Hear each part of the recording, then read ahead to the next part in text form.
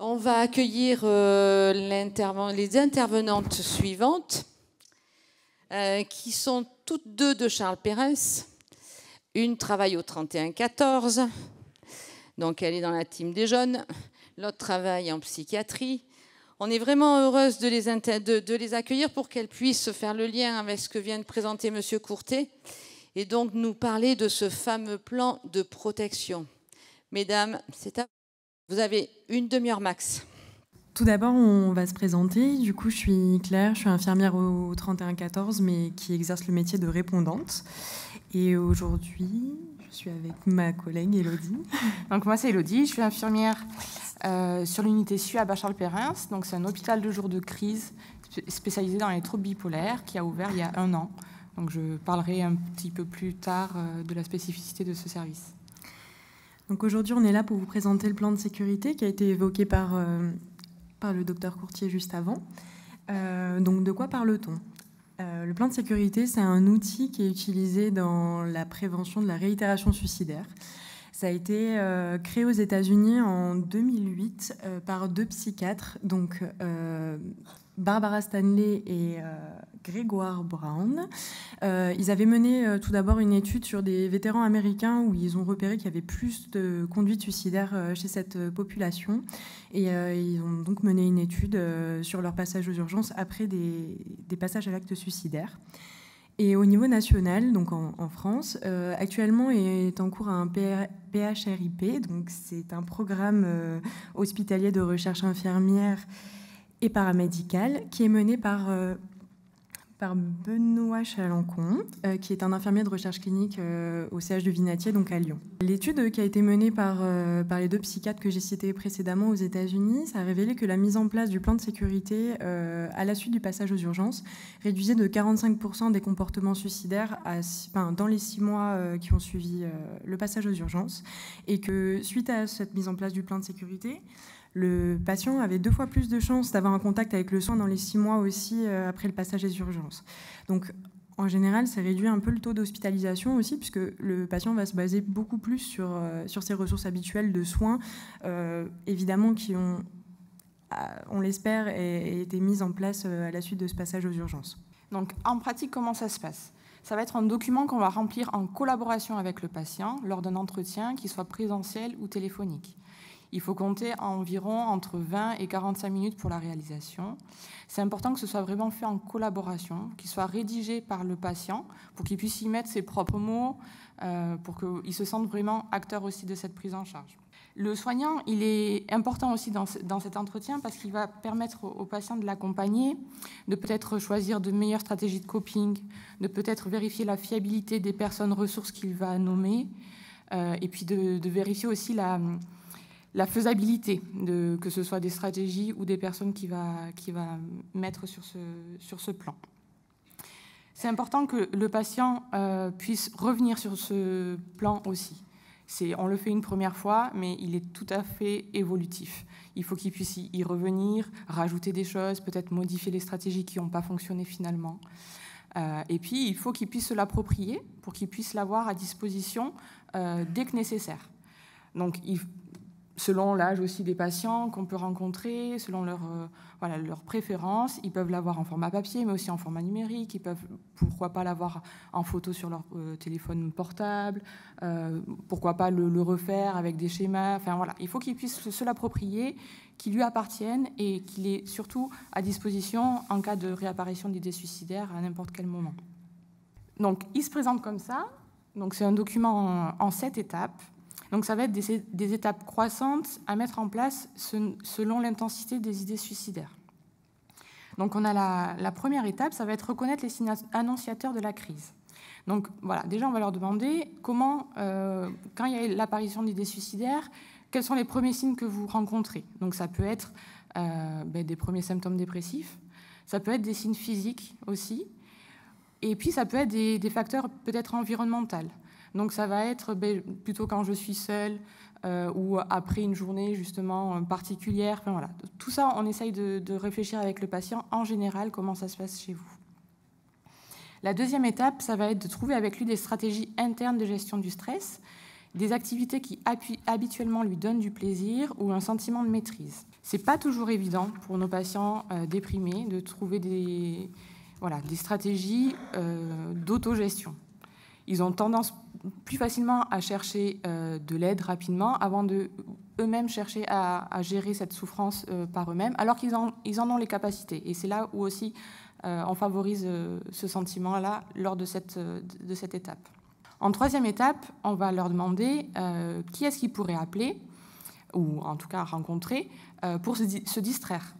Donc c'est vraiment des personnes que je peux appeler pour me changer les idées. Donc ça va être des proches.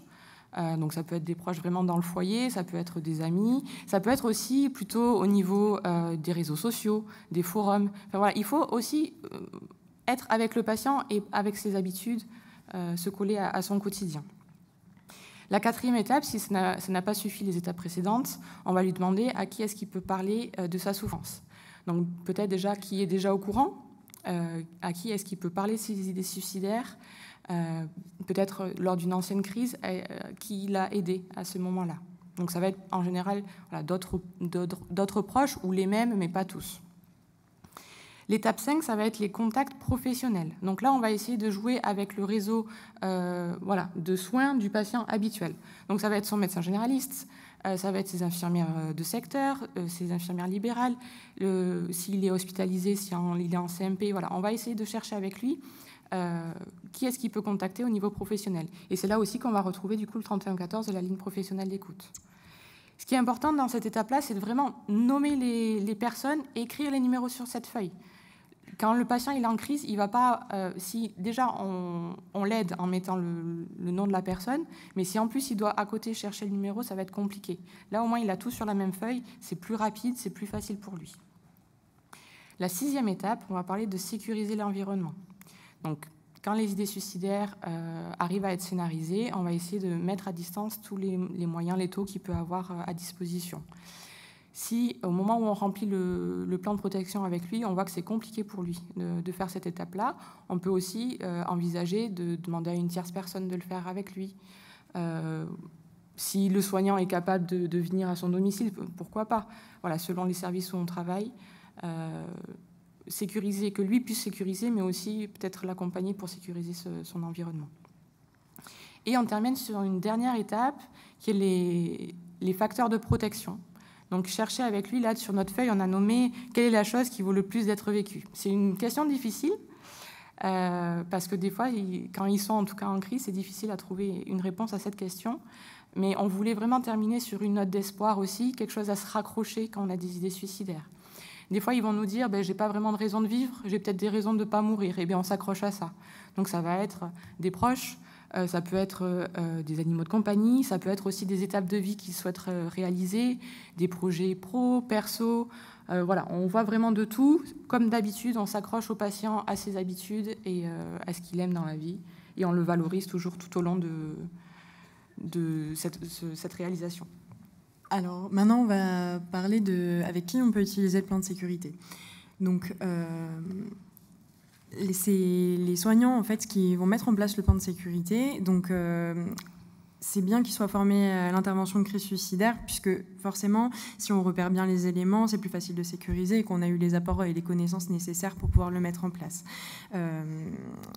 Par rapport aux endroits où il peut être mis en place, ce qu'on disait, donc les CMP, post-urgence, par les lignes professionnelles, donc comme le 3114 ou vigilance par exemple, dans les services ambulatoires. En tout cas, c'est des endroits où le patient va pouvoir venir ou en tout cas être contacté, et ça va se construire avec le soignant. Et donc, dans l'idéal, comme on dit, un plan de sécurité, on remplit le maximum qu'on peut sur un premier jet, mais c'est quelque chose qui se complète, qui évolue.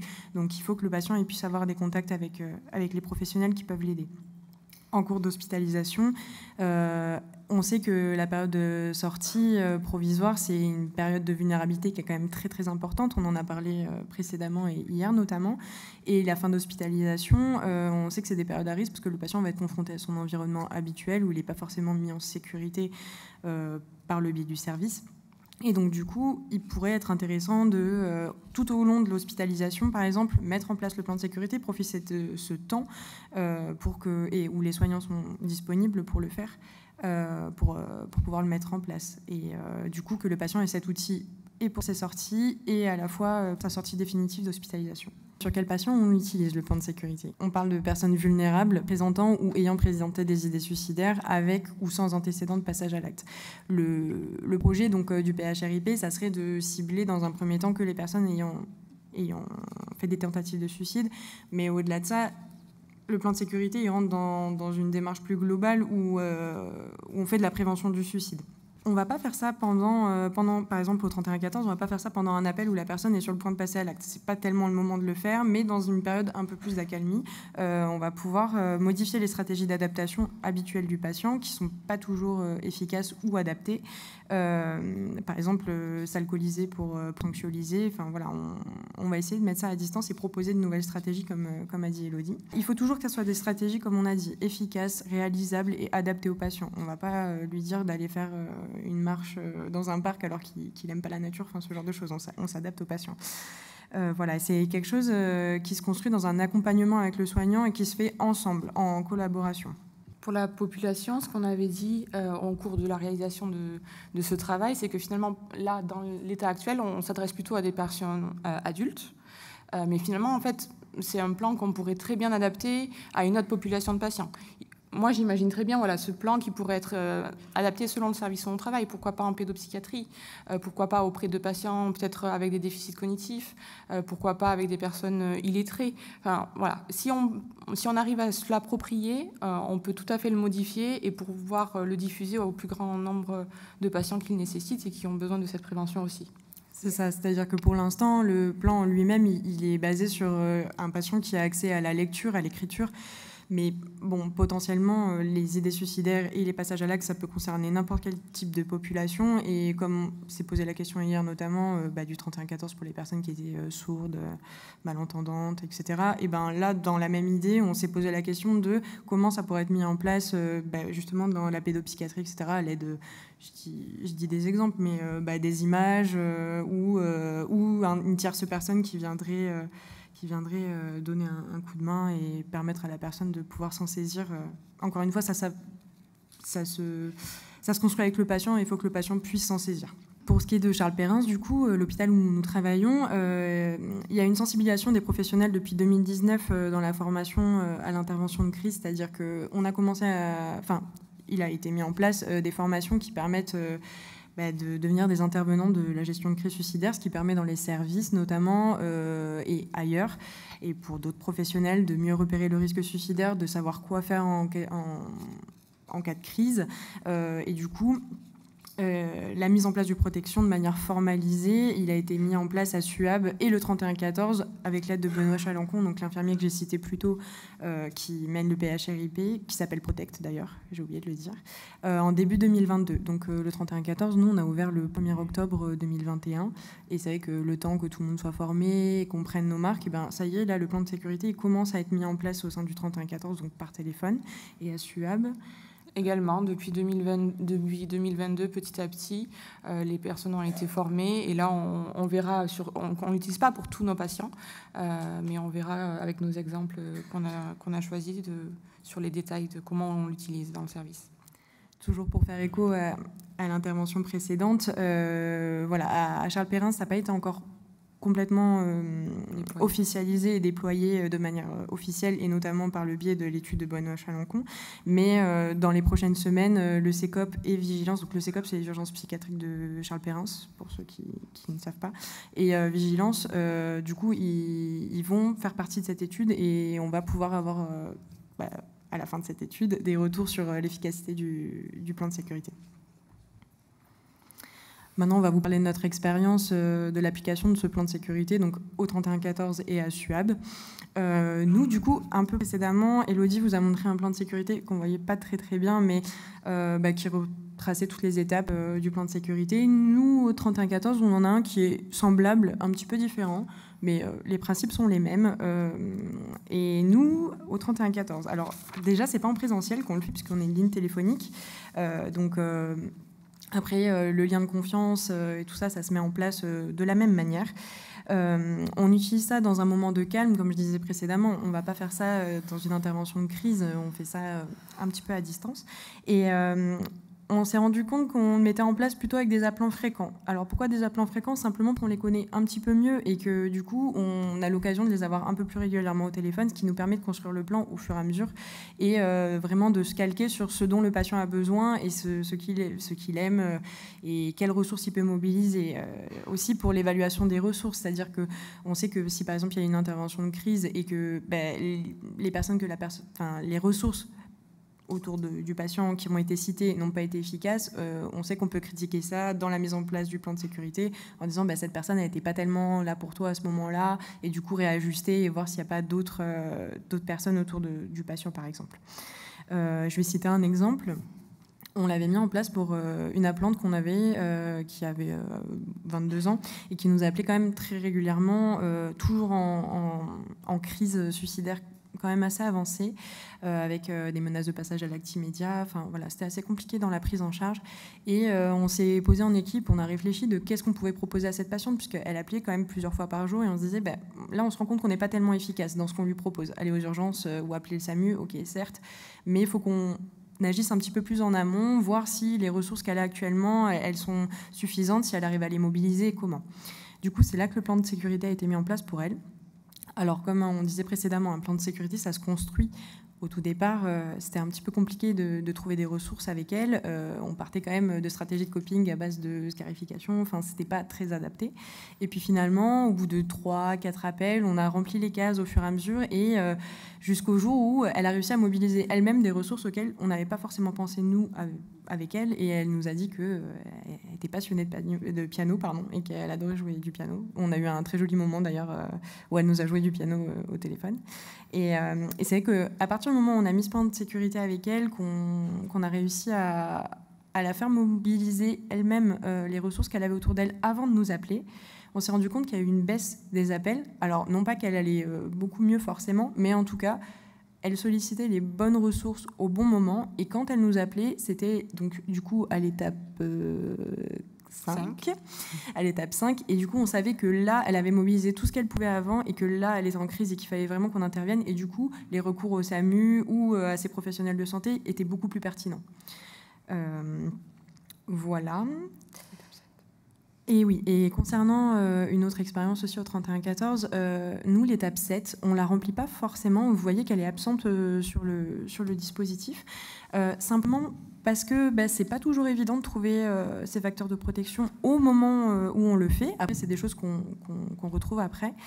Mais au-delà de ça, en réfléchissant a posteriori, on s'est rendu compte aussi que les facteurs de protection, c'est quelque chose qu'on évalue à chaque fois qu'on a un appel. C'est-à-dire que quand on fait une évaluation d'un appelant, on se doit de chercher des facteurs de protection et de transmettre l'espoir, etc. Donc finalement, c'est quelque chose qui s'inscrit dans notre pratique de manière... À chaque appel, c'est ce qu'on fait. Et du coup, voilà, c'est des facteurs qu'on a déjà identifiés ou qu'on parvient à identifier au fur et à mesure de la construction du plan. Donc pour mon expérience au SUAB, donc du coup le SUAB c'est un service d'hospitalisation ambulatoire, donc un hôpital de jour de crise spécialisé dans les troubles bipolaires. Donc on remplace vraiment l'hospitalisation complète, donc on est face à des patients en état aigu. On sait que le trouble bipolaire est très comorbide avec les risques suicidaires. Selon l'HAS, 15% des personnes qui souffrent de troubles bipolaires vont décéder par suicide et 50% feront au moins une tentative de suicide dans leur vie. Donc c'est vraiment au quotidien, c'est un travail au quotidien qu'on a dans notre service d'évaluer le risque suicidaire et le prévenir. Donc on ne l'utilise pas pour tous nos patients. On l'utilise pour nos patients qui actuellement présentent des idées suicidaires ou en ont présenté dans l'épisode actuel. Là, je vous ai mis, je ne sais pas si ça se voit vraiment bien à l'écran, mais en tout cas, j'ai essayé de vous mettre un exemple d'une patiente qui a réalisé le plan de protection à deux périodes différentes. Donc, on voit que c'est en février la première fois et en juin la deuxième fois. Nous, les difficultés qu'on a au sein de notre service, c'est plutôt pour remplir les étapes 2, donc les stratégies internes de gestion du stress, parce qu'on sait que la dépression, nos patients, ils perdent leur élan vital, ils n'arrivent plus à mobiliser leur capacité habituelle. Donc ils ont du mal à nous dire ce qu'ils aiment faire parce qu'ils n'ont plus de plaisir à faire les choses, ils n'ont plus l'envie non plus de les faire. Donc c'est vraiment, au niveau des stratégies internes, c'est compliqué, et comme on l'avait dit précédemment, ils ont tendance à de suite chercher plutôt vers l'extérieur, et ils ont du mal à gérer avec des stratégies qu'eux-mêmes peuvent mettre en place. D'ailleurs, on voit sur la première version du plan, où dans les stratégies internes, la patiente avait mis « appeler les soignants de SUAB ». Donc, finalement, c'est déjà l'étape 5 normalement, mais elle avait mis très tôt dans sa gestion. Ce qui est compliqué aussi, donc, c'est l'étape 7, donc ce que j'avais pu dire. Quelle est la chose qui vaut le plus d'être vécue? En fait, finalement, ce plan, il a été vraiment conçu pour de la prévention de la réitération suicidaire. Donc, quand on est déjà un petit peu post-crise. Nous, on l'utilise dans la pratique, on l'utilise. Les patients, ils sont suicidaires actuellement. Donc, c'est difficile pour eux de voir l'avenir, de se projeter et parfois de voir une raison de continuer à se battre.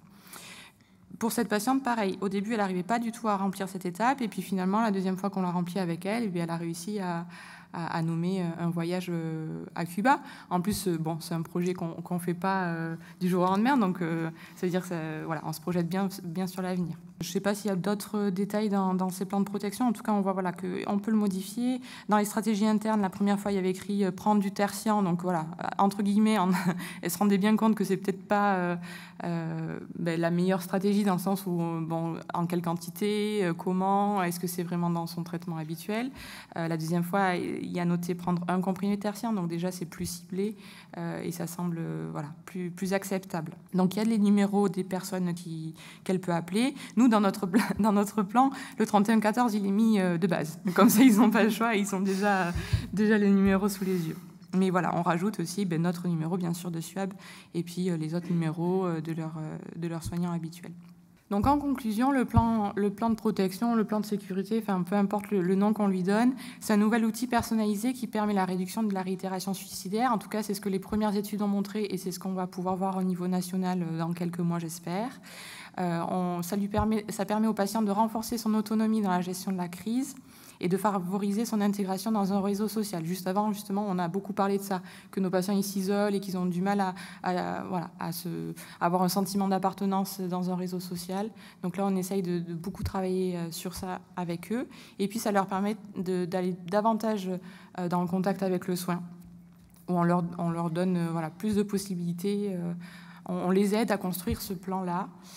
Et en tout cas, pour les retours qu'on en a eus, nos patients, ils l'utilisent. Peut-être que ça ne marche pas pour tous les patients, mais comme tous les outils qu'on peut mettre en place finalement. Mais en tout cas, c'est une possibilité, une réponse qu'on peut leur apporter. Et si ça peut marcher pour 40% de nos patients, déjà, je crois que c'est un super résultat.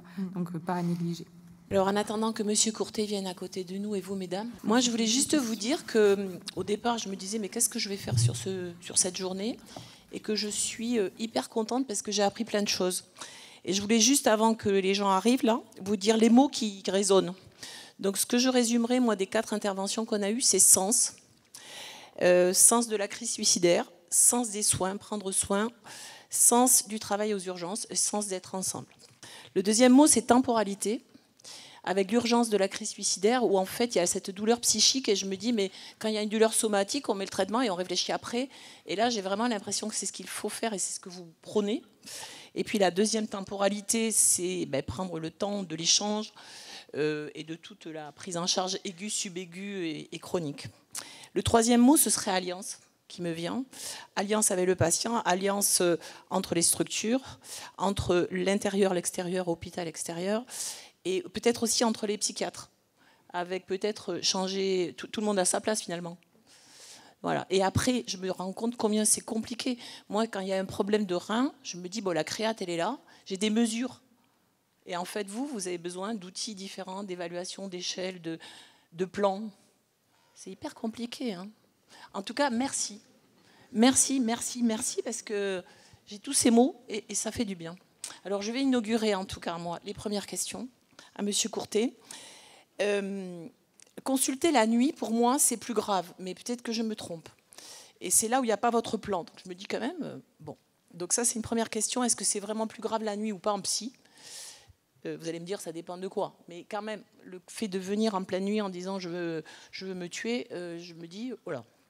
Et ensuite, au sein de vos de vos échantillons, là, sur votre, j'ai dit échantillon, c'est pas beau, hein, mais sur votre étude sur une année, la population de la nuit, elle n'est pas rentrée dans le réseau, là, enfin, dans votre process. Et il y a aussi les 18% de non-alliance. Donc ça fait 3 paquets. Et vous avez dit, dans le paquet qu'on a étudié, il y a eu 8% de TS. Je voulais savoir si vous avez des idées des autres paquets pour évaluer, enfin, à dire, on leur passe un coup de fil un an après, bon, c'est peut-être pas comme ça que ça se fait, je ne sais pas. Alors ça, c'est ce qu'on veut faire, justement. On va essayer de faire un peu de science modestement à partir de... C'est pas une étude randomisée contrôlée, donc il ne faut pas non plus s'amuser à faire de la chloroquine, quoi. Mais malgré tout, effectivement, on a des groupes contrastés qui sont tous les sujets qu'on n'a pas inclus, parce qu'ils étaient déjà en soins, enfin, ils avaient déjà un suivi et qu'au départ, on ne les prenait pas. Et puis ceux qui sont venus hors horaire. Donc ça fait un groupe, et puis il y a ce groupe, enfin voilà, vous avez bien résumé la question, qui ont été inclus, qui ont justifié une intervention qui est énergique, qui a duré un moment, mais qui n'ont pas donné suite, malgré des rappels, malgré des relances, malgré tout ce qu'on veut. Donc effectivement, ça nous permettra de contraster ça, mais c'est ce qu'on veut faire à partir de prochainement. Là, je voulais qu'on arrive à une année d'inclusion dans le dispositif, pour essayer d'être un peu homogène, puisqu'on a augmenté progressivement, monté en charge, etc. Donc, pour l'instant, j'ai aucune idée de... comme ça, là, sur un petit échantillon entre 4 et 500 sujets qu'on avait regardés, ces sujets, alors qu'on étiquette borderline de façon, enfin, qu'on étiquette d'ailleurs de façon abusive, borderline, enfin, très instables, qui sont venus pour des idées de suicide, qui avaient sûrement fait des antécédents et qui viennent, qui sortent, qu'on a du mal à saisir et à inscrire dans les soins. Il y avait plus ce sont des sujets qui ont tendance à consommer des soins d'urgence, mais sans forcément tentative de suicide. Donc après, c'est ça la question. C'est là où ensuite on se complique la vie, parce que finalement, qu'est-ce qu'on veut diminuer? Le suicide ou la fréquentation aux urgences, qui est infernale. On aimerait qu'il y ait moins de sujets aux urgences et que les patients soient pris en charge correctement et n'aient pas besoin, et que finalement le seul contact avec les soins ne soit pas les services d'urgence et les portes tournantes, quoi. Mais en même temps, bon, parfois ces sujets-là, ça peut leur sauver la peau de venir aux urgences. Donc on se complique la vie. On risque d'augmenter la fréquentation des soins. C'est un peu ce qu'on voit avec le 3114 et les super, je sais pas comment on les appelait, là, les super appelants, là, c'est les récidivistes, ouais, c'est ça. Les gens qui appellent tout le temps, ouais, c'est ça. Qu'est-ce qu'on fait de fait? C'est une problématique actuelle. Bref, donc bon, je m'égare. Donc on va faire cette analyse en essayant de contraster. Quant à est-ce que les gens qui viennent la nuit, c'est compliqué parce que c'est vraiment très lié. Là, j'ai pas à l'esprit.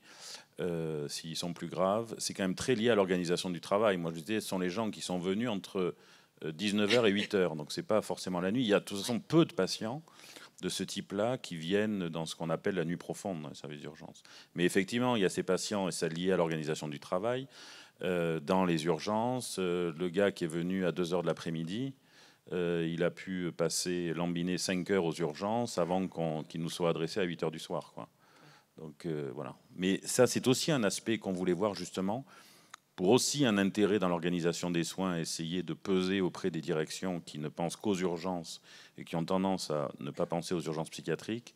C'est regarder si, avec des dispositifs plus intensifs aux urgences psychiatriques, on arrive à réduire ce délai d'attente, si on arrive à prendre en charge mieux les patients et plus rapidement aussi. J'ai une autre petite question. C'est la santé connectée, les réseaux, et le travail psychanalytique, entre guillemets, enfin le travail de la parole. Comment ça se heurte, ce genre? Ça se heurte ou ça se... C'est pas clair ma question. Ou c'est dans les... Mais ça peut pas se heurter dans la mesure où... Bon, je vous connais pas depuis longtemps, donc je vous ai pas vu avec un smartphone, mais en général, tout le monde a un smartphone toute la journée. Donc c'est compliqué, la question se pose pas, quoi. Et comme elle se pose pas, on est tous connectés en permanence, et pas que les jeunes. Et un autre enjeu de la santé connectée, c'est que les patients, ils sont en crise suicidaire, pas quand ils sont devant nous. D'où l'intérêt du 3114 d'ailleurs. Donc, bon, une jeune fille en parlera cet après-midi. On a développé une application de prévention du suicide, donc donc de smartphone, avec l'idée d'identifier la survenue d'une crise suicidaire en temps réel, quand le patient est dans son environnement écologique, et identifier pour essayer de fournir un certain nombre d'interventions de prévention en temps réel, un peu basé sur les safety plans, avec ces différentes étapes, pour que finalement la seule réponse, ça soit d'abord, ça permet d'identifier les sujets en crise suicidaire, et deuxièmement, quand elle survient, donc pas quand ils sont avec nous, et deuxièmement, essayer d'apporter une réponse qui ne soit pas uniquement appelée le 15 ou... Bonjour, excusez-moi, je suis Madame Degrave-Cécile, je suis infirmière... nouvellement infirmière au collège, à Lormont en REP+, excusez-moi. Je suis en REP+, pardon. Et je voulais juste me permettre de remercier mes collègues infirmières pour le beau travail qu'elles ont présenté, parce que pour le coup, ça fait vraiment une trame, c'est hyper pratique, et je vais vraiment pouvoir l'investir dans mon infirmerie, et en parler aussi à mes collègues de la ZAP, donc je voulais vous remercier pour ce beau travail. C'est pas nous qui avons inventé le plan de protection, mais en tout cas, on est ravis de pouvoir le présenter et que vous puissiez vous l'approprier et qu'il vous soit utile au quotidien auprès des patients. Bonsoir. Alors, à moins que Christophe m'ait dit une bêtise, je suis la première personne à avoir rempli la fiche. Et cette fiche m'a sauvé la vie. Je m'appelle Charles Château, j'ai été pendant 3 ans étudiant en guide touristique à Charles Perrin au niveau des services SUAB et BSM. Je suis HPI, HPE, bipolaire et j'ai passé une très grosse période suicidaire. Aujourd'hui, c'est complètement fini. J'ai maintenant 10 ans devant moi de projets pour justement promouvoir la santé mentale. Et ce qui m'a sauvé, c'est que donc cette fiche, quand Christophe me l'a fait remplir, il m'a fait promettre de toujours l'avoir sur moi. Il a été pire que ma mère quand je partais faire du ski. C'était vraiment un enfer. Et j'ai toujours eu cette fiche sur moi. Et je me suis retrouvé fin février, face au stade où le docteur Fabre m'a expliqué qu'à un moment, la psychiatrie se heurte face à la volonté du patient, où on ne peut rien faire. Et donc, j'avais pris la décision, on ne va pas rentrer dans le détail, de mettre fin à mes jours. Mais avant, j'avais fait une promesse à Christophe et à un docteur qui est par là, qui est mon opposé au niveau capillaire. J'avais promis avant d'appeler le 3114. Et j'ai appelé le 3114 et la personne me dit « Mais pourquoi ?» Je me demande si ce n'est pas vous, madame. Et la personne me dit « Mais pourquoi vous m'appelez ?» Enfin bref. Et j'ai pris la fiche, j'ai lu la fiche et à ce moment-là, on est parti, la personne a enlevé sa blouse blanche et on s'est retrouvé entre Brestois. Et grâce à cette fiche, il y a une relation. C'est vous? Ben oui, j'aurais parié. C'est pas vous. En tout cas, on s'est retrouvé entre Brestois. Et à la fin, au lieu de me dire au revoir, monsieur, appeler les services, ainsi de suite, elle m'a dit Kenavo Arvéchal. Et moi, je dis Trougalès, Kenavo Arvéchal, merci beaucoup, au revoir, à bientôt. Et chez nous, en Bretagne, on a un dicton qui dit « l'homme vaut ce que la parole de l'homme vaut ». Donc, je ne pouvais plus me suicider. Et ça a ouvert une fenêtre temps, ce qui fait qu'ensuite, je me suis retrouvé dans le bureau du professeur Tourné, où elle m'a parlé de kétamine en me disant « Monsieur Château, vous aurez le libre arbitre, vous aurez le dernier mot ». Mais bon, j'imagine qu'avec ce professeur, généralement, le dernier mot, en tout cas, moi, c'était « oui, professeur, vous avez raison ». Donc, je suis passé par la case kétamine. Et puis ensuite, je suis entré dans un process où aujourd'hui, donc, moi, je suis président d'une association qui a 40 personnes qui luttent justement contre le suicide. Donc, le capitaine des pompiers ne met pas le feu devant sa caserne. Et s'il n'y avait pas eu ce parallèle entre la fiche et le 3114, vous n'auriez pas le plaisir de me voir aujourd'hui. Je vous en suis infiniment reconnaissant et je vous invite vraiment tout le temps à utiliser cela parce que c'est un outil merveilleux. Voilà, je vous remercie. Alors, merci beaucoup pour cette note d'espoir. Merci, vraiment. Je suis généraliste de campagne et je voulais savoir, on apprend l'échelle de valeur analogique de la douleur physique. Est-ce que vous avez un outil assez simple pour évaluer la profondeur de la douleur psychique ? Eh bien, merci pour cette question. On a juste évoqué avec Fabrice Jolland, il y a une quinzaine d'années, on avait eu cette idée, justement. Il existe des outils assez compliqués de la douleur psychologique qui sont sûrement très intéressants pour la recherche, mais pour la pratique, injouables. Et donc, on s'est dit, tiens, la douleur, ça a l'air d'être intéressant dans le suicide. La douleur psychologique, ça a l'air d'être intéressant dans le suicide. On n'a qu'à faire aussi simple que font les docteurs dans les services de médecine et de chirurgie et de réa et de tout ça. On va faire une analyse, une échelle analogique visuelle de la douleur psychologique. Et on s'est lancé là-dedans en disant peut-être que les patients vont pas comprendre ce qu'on leur demande, etc. Et visiblement, donc on fait une VA avec douleur psychologique, leur niveau actuel, leur niveau sur les 15 derniers jours, leur niveau le pire. Et pareil pour la douleur physique. Et à part, ce sont les données que je présentais rapidement. Dans plusieurs études, on en a fait 2 à Montpellier. Il y a cette étude italienne, une étude de Fabrice Joland aux États-Unis, enfin en Amérique du Nord. Toutes ces études ont l'air d'aller dans le même sens. C'est que la douleur psychologique évaluée aussi simplement avec une échelle visuelle analogique, ça veut dire quelque chose et c'est associé au risque suicidaire indépendamment de la dépression. Donc on peut effectivement évaluer la douleur psychologique de la même façon qu'on le fait pour la douleur physique au quotidien dans les services de médecine. Sans se compliquer davantage la vie, puisque ça a l'air d'être assez robuste comme résultat. Bonjour, je suis Nicole Lafargue, je suis psychologue clinicienne en libéral.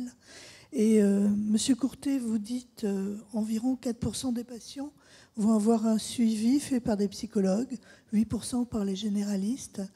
Moi, dans ma patientèle, j'ai des gens qui sont dans des difficultés psychiques graves, qui ne sont pas suivis en psychiatrie, qui ne le seront pas, mais je suis amenée à essayer d'évaluer un risque suicidaire régulièrement. Et je me dis que le travail en réseau manque dans ce cas-là, et je me demande comment est-ce qu'on peut essayer de faire évoluer ça, si je pourrais me raccrocher à votre réseau, parce que vous proposez des choses assez formidables, et nous, on est un peu démunis dans nos cabinets libéraux. Oui, non, je souscris, enfin, je partage votre opinion. Là, l'idée, c'était, effectivement, je n'ai pas détaillé ça, mais c'était les relais que l'on passait. Et effectivement, ça montrait que pour un certain nombre de patients, les relais étaient avec le médecin généraliste ou avec un psychologue, nonobstant le fait que tous les autres patients pour lesquels le relais était passé avec un psychiatre libéral ou hospitalier, soit pas un traitement exclusif. C'est-à-dire qu'en plus, les médecins traitants, on les informe systématiquement. Et ces patients ont souvent, en plus de leur psychiatre, un psychologue. Mais pour dire qu'il y a un certain nombre de patients pour lesquels on passe le relais uniquement au médecin généraliste ou alors uniquement à un psychologue.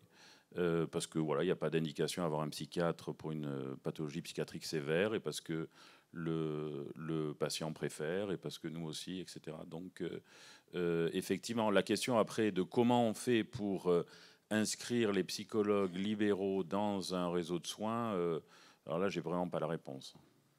Oui, c'est dommage. Je pense qu'il faudrait créer ça. Merci. Non, je suis complètement d'accord. Bonjour, Joël Confoulant, je suis secrétaire d'un groupe de parole sur le bassin d'Arcachon. Ça résonne. Bravo d'abord pour l'initiative de Montpellier et puis le projet sur Charles Perrins. Et c'était aussi un témoignage que je voudrais faire. Lutter contre l'isolement, oui, mais aussi lutter contre tous les autres paramètres qui existent. Et j'en cite quelques-uns qui sont vécus. C'est mélanger à Perrins les patients non suicidants avec des suicidants. La perversité, le leurre des réseaux sociaux, un véritable isolement sociétal, la drogue, l'absence de modalités établies de prise en charge du patient à sa sortie de Charles Perrins. Alors par rapport aux excellentes initiatives dont vous nous avez fait part, y a-t-il une uniformité possible nationale par une politique globale ? Est-ce que Madame Geneviève Dariussec pourrait justement peut-être faire un genre de Grenelle des origines des suicides ? Voilà. Merci. C'était pas une question, non ? Non, je sais pas si c'est une. On me regarde. Je suis d'accord, moi, mais c'est. Je crains. Alors uniformiser, je sais pas si c'est une bonne chose parce que c'est bien que les choses se passent. En fonction de l'environnement. Dans chaque environnement est particulier. Après, il y a des choses qu'il faut uniformiser. Et bon, il faut reconnaître au gouvernement précédent des efforts importants dans la généralisation de vigilance pour tous les services d'urgence de France et la création, il y a moins d'un an, du 3114 pour, là aussi, l'ensemble du territoire. Donc, moi, je pense que évidemment, c'est pas suffisant. Ce sont des outils extrêmement importants, Mais ensuite, il faut aller plus loin. Il faut essayer de construire des initiatives qui puissent intégrer ces différents parcours de soins, l'utilisation de la kétamine. Je pense travailler dès les services d'urgence. Comment uniformiser on voit bien quand même que... Enfin, moi, je suis assez pessimiste. Je n'ai pas le sentiment quand même que la psychiatrie soit la priorité majeure du ministre de la Santé. Donc, mais bon, peut-être... Madame Berger, êtes-vous plus optimiste? Alors, je ne suis pas sûre d'être plus optimiste que vous, professeur Courtet, mais en tous les cas, je pense qu'il faut... Moi, j'ai encore envie d'y croire malgré tout. Je suis à un âge où la question se pose, c'est est-ce que je m'en vais? Voilà, parce que c'est plus supportable pour moi. Ou est-ce que je reste? Et alors, à ce moment-là, j'en prends pour 10 ans. Et si je reste... Pourquoi? Alors, je ne sais pas si ça a appelé des réponses, mais je vais vous répondre comme le professeur Courtet. C'est compliqué d'uniformiser parce qu'en fait, il y a aussi des spécificités territoriales qui font que il y a des choses que l'on peut dupliquer, que l'on peut uniformiser sur le territoire national, mais qu'il va falloir adapter en fait après dans les établissements, en fonction du réseau, en fonction de comment ça se passe, l'offre privée, l'offre publique, les spécificités de chacun, les historiques des établissements. Ce que je peux vous assurer, monsieur, je pense, c'est que, et c'est pas pour faire la Suisse loin de là, c'est que actuellement dans les établissements, comme on se le disait, il faut trouver un sens, il faut trouver des raisons d'y rester parfois. Je pense que ceux qui y sont ont envie de faire bouger les choses, se posent des questions pour améliorer, pour inventer, comme le fait le professeur Courtet, comme on peut le faire à Charles Perrens, l'hôpital de jour de Marie Tournier pour les troubles bipolaires, d'autres dispositifs que l'on est en train de mettre en place. Nous, la création d'une nouvelle filière qui s'appelle crise suicide trauma, où on va essayer de décloisonner, de mettre un projet commun. Il y en a d'autres, sur Mérignac, le docteur Deloge est en train de faire un lien avec les généralistes. Enfin, on est en train d'essayer de mettre des choses en place. Peut-être que vous trouvez que ça ne va pas assez vite, qu'on ne fait pas assez, mais je vous promets que vraiment on a envie.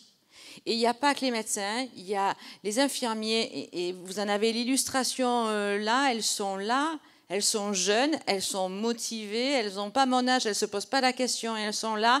Les psychologues, les travailleurs sociaux, les cadres, les secrétaires médicales que l'on forme aussi à la prévention du suicide, etc. Moi, j'ai envie encore d'y croire, même si je suis un peu, comme le professeur Courtet, un peu mitigée. Mais je veux dire, à côté de moi, on a Brigitte Yanas, on se connaît de longue date. Ce qui s'est passé l'année dernière aux urgences pédiatriques. Enfin, ça a été une on peut en parler, Brigitte. On a travaillé beaucoup, parce qu'à ce moment-là, j'assurais les urgences pédiatriques, les urgences pédopsychiatriques chez Brigitte. On a pris un raz-de-marée. Un raz-de-marée. Et avec des tentatives de suicide réanimatoire chez des gamins, chez des très petits. On s'est parlé, je m'en rappelle, c'était décembre 2020, où j'ai appelé Brigitte en lui disant « Là, ça va pas, il se passe des choses, je vais t'envoyer les psychologues de chez moi pour les vacances de Noël, parce qu'on ne peut pas laisser ça, on ne peut pas laisser ces familles. » Donc ceux qui y restent, ceux qui sont là, mais je crois qu'en fait, si on est là aussi, et si on organise aussi ce genre de manifestations, de congrès, si on fait venir d'autres professionnels, d'autres universitaires, d'autres villes de France, et qu'on essaye de mêler le sanitaire, le médico-social, le secteur associatif, les forces de l'ordre, l'éducation nationale, la fonction territoriale, etc., c'est justement pour que ça bouge, parce que, comme je vous le disais hier matin, on est tous des sentinelles en puissance. Et en fait, les uns sans les autres, on ne peut rien, mais il faut qu'il y ait une prise de conscience. Et si j'ai envie de vous dire quelque chose, et je pense qu'on va conclure, c'est, comme le disait hier soir Madame Chapoutier, il est l'heure d'aller déjeuner. Allons déjeuner. Parlez avec votre voisin d'à côté que vous ne connaissez pas. Rétablissez ce lien social. Lâchez votre téléphone. Allez partager un verre de vin rouge ou un verre de grave blanc autour d'un magret de canard, même si actuellement le canard, il y en a peu et que c'est une catastrophe. Allez profiter de nos terrasses.